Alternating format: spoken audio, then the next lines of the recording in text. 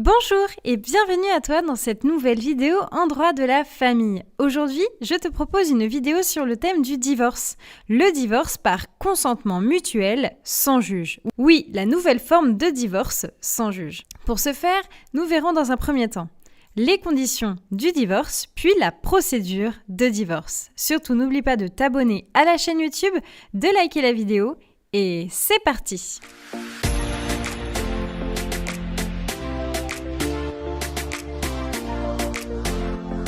Dans un premier temps, regardons ensemble les conditions pour mettre en œuvre le divorce par consentement mutuel sans juge. C'est-à-dire que les époux ne seront donc pas amenés à rencontrer un juge. Sache dans un premier temps qu'il y a des conditions dites positives. C'est l'article 229-1 du Code civil qui pose ces conditions. Dans un premier temps, il faut un double accord des époux, comme pour le divorce par consentement mutuel avec juge. C'est-à-dire que les époux sont d'accord sur le principe du divorce et sont également d'accord sur les conséquences du divorce. D'autre part, il y a également l'existence d'une convention entre les époux qui va être contresignée par les avocats. Ce sont finalement les avocats qui vont avoir, entre guillemets, le rôle de juge.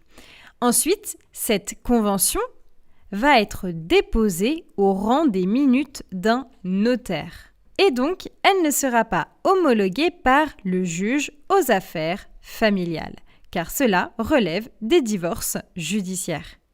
En ce qui concerne les conditions dites négatives, ici c'est l'article 229-2 du Code civil qui nous pose ces conditions. Note que si l'un des époux est placé sous mesure de protection, alors ce divorce n'est pas possible. D'autre part, il ne faut pas qu'il y ait un enfant du couple qui souhaite être entendu par le juge. En effet, dès lors qu'un enfant demande une audition, alors le divorce se transforme en divorce judiciaire et donc un divorce par consentement mutuel avec juge.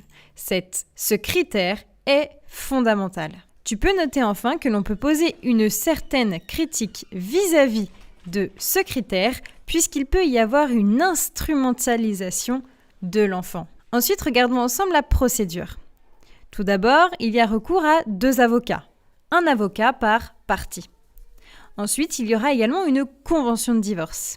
Ensuite, la convention doit donc être signée et transmise durant des minutes d'un notaire.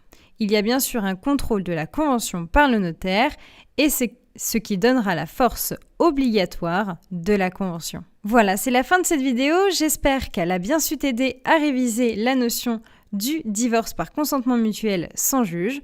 En tout cas, ce qu'il faut que tu retiennes, c'est que c'est un nouveau divorce puisque le juge disparaît, que l'on peut se poser une certaine question sur finalement l'évolution de la vision du mariage. Est-ce que le mariage perd de la valeur ?